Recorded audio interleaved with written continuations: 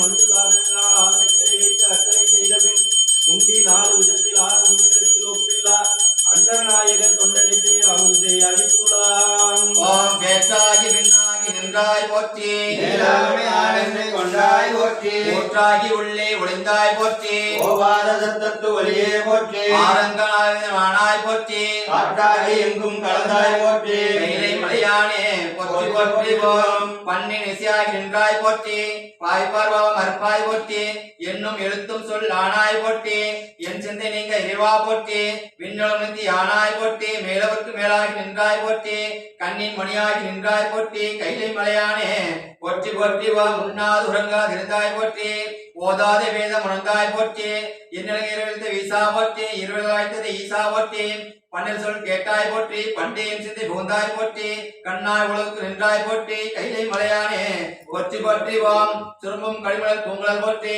உத்திரி தொடிதோ